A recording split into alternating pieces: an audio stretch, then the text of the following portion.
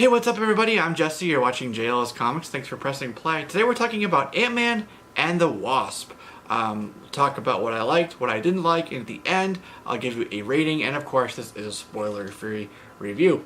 So this movie is a sequel to 2016's Ant-Man, which starred Paul Rudd, Evangeline Lilly, Michael Douglas, and a few others. That movie was an unexpectedly pleasant surprise. It was funny, it was quirky, it was heartwarming, and there was some really cool action in there as well. If you liked that first Ant-Man movie, you'll absolutely like this sequel as well. And while it certainly does tie into the MCU, the Marvel Cinematic Universe, this movie serves as a standalone film contained within its own story, and yet also reminds us that it is part of a larger universe, and that it resides somewhere between Captain America Civil War and Avengers Infinity War. Paul Rudd reprises his role, of course, as Scott Lang, Ant-Man, and continues to give us that same level of performance as the first film. His daughter, Cassie Lang, is a scene stealer and is definitely one to watch going forward. I think her story is far from told. They've planted some seeds for her to develop into something on her own. And where the plot of the first movie was focused around a heist, this movie is focused around a rescue mission. And where Avengers Infinity War was an extinction level, cosmic event, this movie is very personal and very small in scale, pun intended, and was very character driven.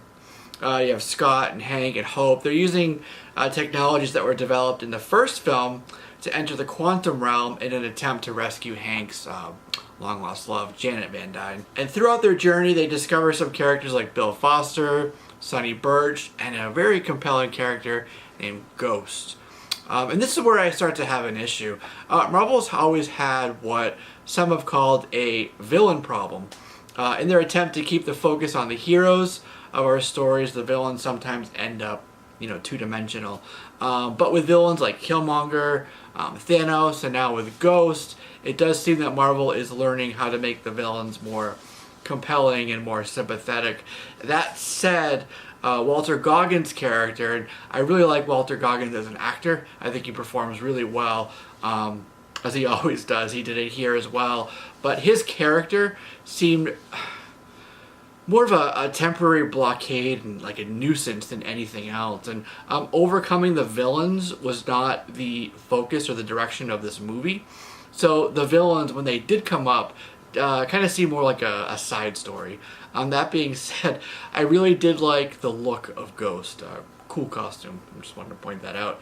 And I could not do a review like this without talking about how funny Michael Pena is once again. His crazy, hilarious sidekick that he played in the first movie is 100% on display here again, and we're treated once again to one of his really wacky stories. It doesn't feel like a rehash, it feels fresh and new, so they did a really good job of doing it again, giving us that, but without it feeling like a repeat. Another thing that I really liked about these movies is their innovative and creative way that they play with size and perspective and dimension, and like when they're growing and shrinking of the characters, their use of space. It was great in Ant-Man, but what they did here was actually take that to another level. So really, really cool. I did see this movie in 3D, and I think that the 3D element, because of that growing and shrinking and the perspective when they're small, even when they're large, really added to those scenes. So if you do get a chance to see it in 3D, I think for this movie I would recommend that. So overall, this was a really fun movie. It's just what you're expecting. If you want something that you saw in Ant-Man, if you want something funny and quirky and heartwarming with some cool action, you're gonna get that.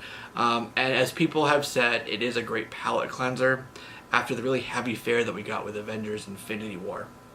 Oh, and that reminds me, there's two end credit scenes.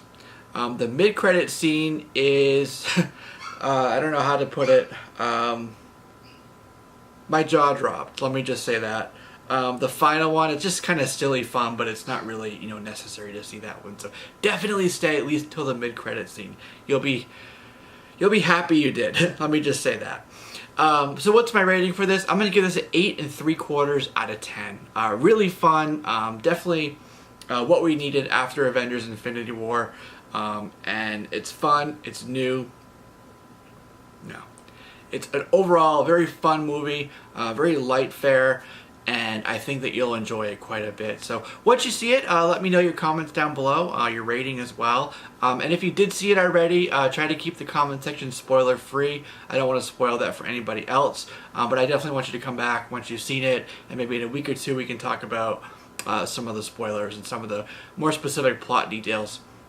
And that's it. This is Jesse here with JL's Comics, and this has been a review of Ant-Man and the Wasp. It's an overall very fun movie, very light fare, and I think that you'll enjoy it quite a bit. So once you see it, let me know your comments down below, your rating as well. And if you did see it already, try to keep the comment section spoiler free. I don't want to spoil that for anybody else, but I definitely want you to come back once you've seen it, and maybe in a week or two we can talk about some of the spoilers and some of the more specific plot details. And that's it. This is Jesse here with JL's Comics, and this has been a review of Ant-Man and the Wasp.